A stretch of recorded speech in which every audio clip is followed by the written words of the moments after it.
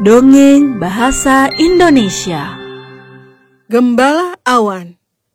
Dahulu kala, ada pasangan muda yang manis, Giles dan Fiona, yang tinggal di dataran subur luas dan juga indah. Ujung dataran itu ada di dinding gunung besar yang tampak seperti menyentuh matahari yang bersinar. Di antara tembok gunung ini, ada celah menuju lembah yang gelap dan berkabut. Dikenal sebagai Lembah Petir. Terdapat legenda bahwa suatu hari dari kabut gelap itu, seorang raja akan muncul. Sekarang Giles dan Fiona bahagia dengan kehidupan nyaman mereka. Mereka menumbuhkan ladang mereka, memelihara hewan mereka, dan memelihara rumah.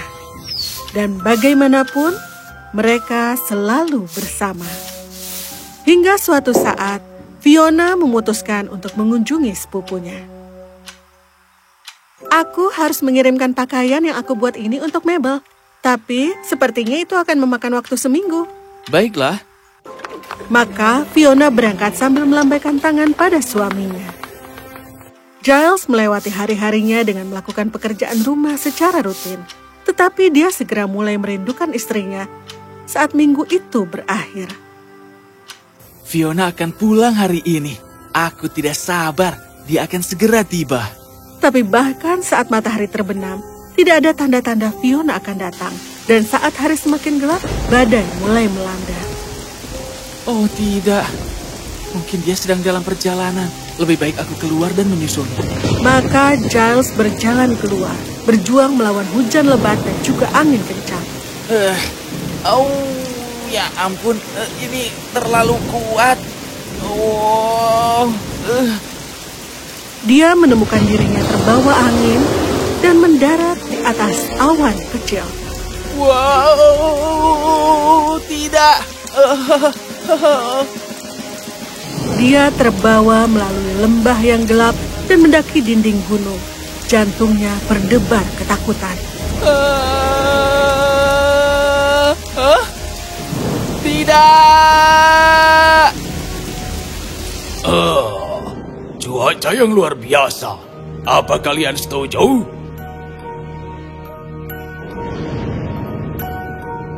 Sangat luar biasa. Guntur itu adalah musik di telingaku.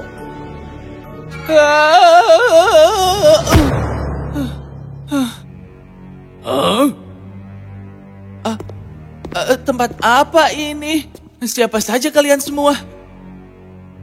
Aku adalah penggembala awan, dan di sini tempat aku menciptakan dan mengontrol cuaca.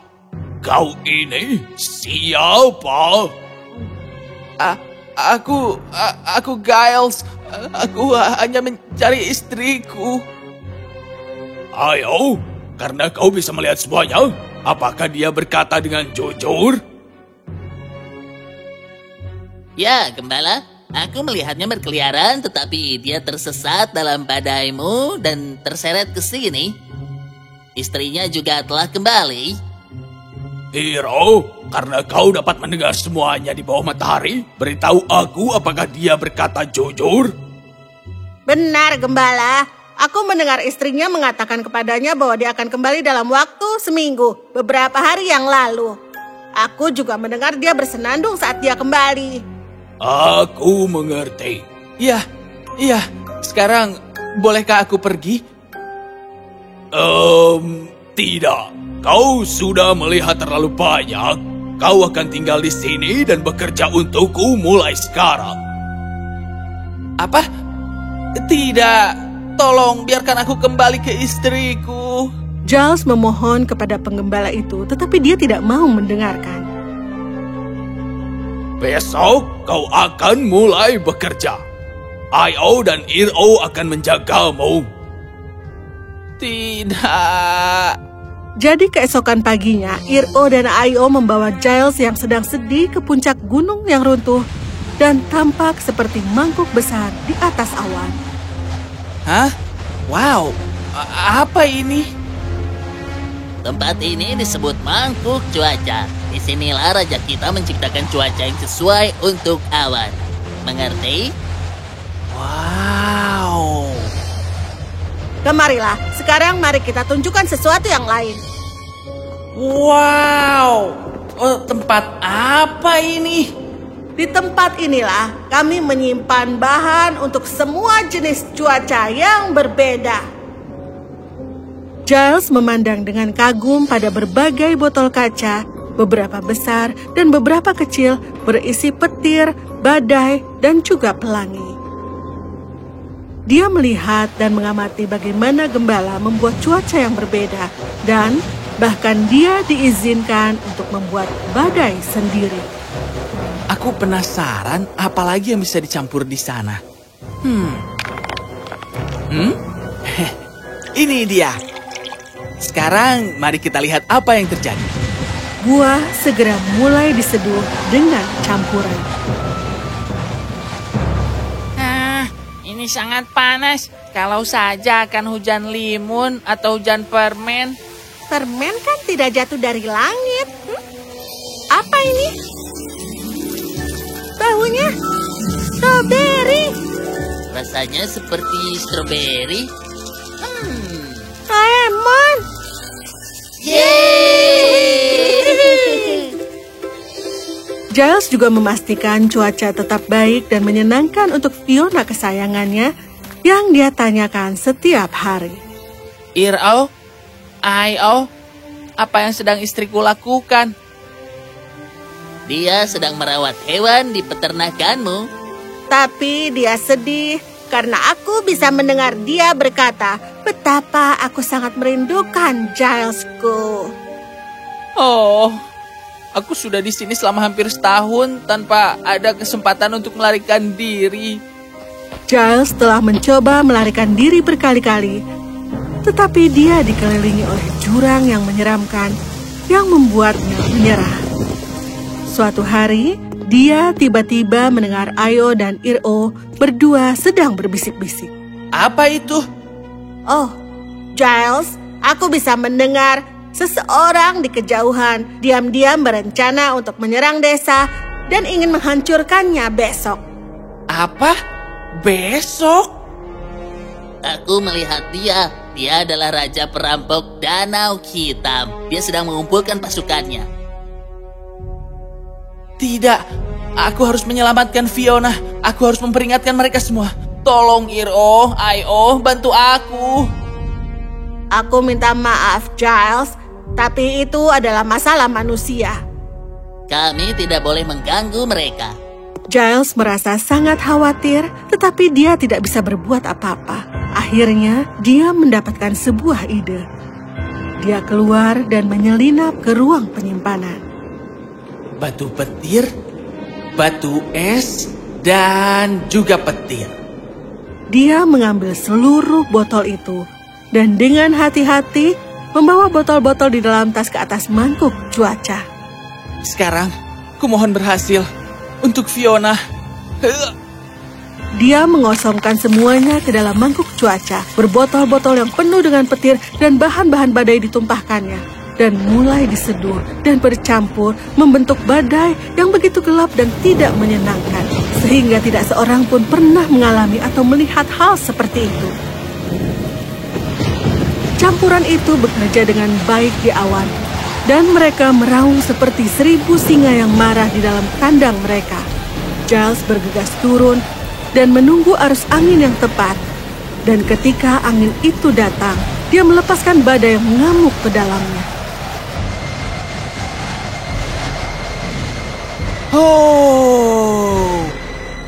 Awan naik dengan ganas dan menjulang ke arah dataran, melepaskan amarahnya ke bumi di bawah sana. Ya ampun. Badai yang sungguh mengerikan. Untungnya kami sudah masuk. Tapi tidak beruntung bagi mereka yang berada di luar. Apa itu?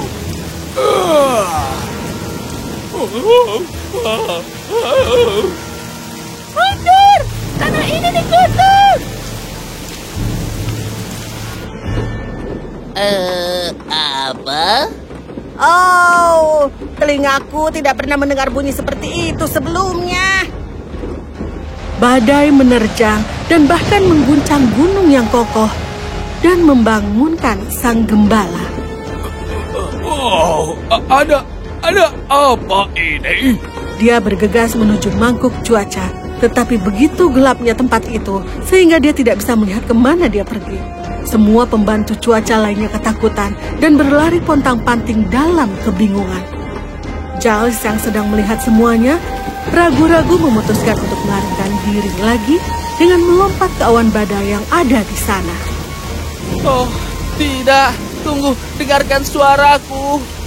Awan tidak bisa dikendalikan dan melemparkan Giles ke tanah.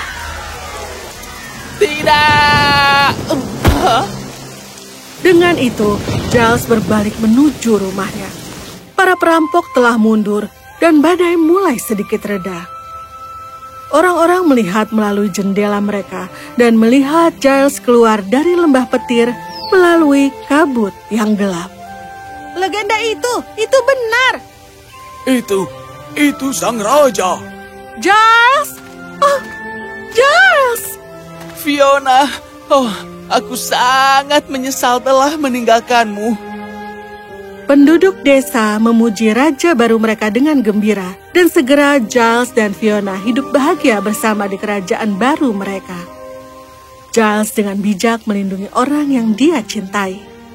Itu menunjukkan bahwa cinta untuk orang lain akan selalu menunjukkan jalannya jika kau bekerja keras dan kau peduli padanya. Dan apa yang terjadi dengan Gembala Awan yang mungkin kau tanyakan? Ya, dia sangat marah ketika dia mengetahui bahwa Giles telah menyebabkan semua kegaduhan itu. Aku akan membalasmu untuk ini. Petir-petirku akan menemukanmu dalam sekejap. Di mana semuanya? Dia benar-benar merasa terkejut ketika menemukan seluruh botol-botolnya itu kosong. Dia sangat marah karena dia tahu dia harus menunggu dengan sabar dan mengumpulkan semua bahan lagi. Setelah aku mengumpulkan semuanya, aku akan membalasnya. Tetapi meskipun dia mengatakan bahwa pada saat dia telah mengisi gudang penyimpanan, sang gembala terlalu sibuk dalam mempersiapkan cuaca untuk musim gugur. Dan akhirnya dia melupakan Giles.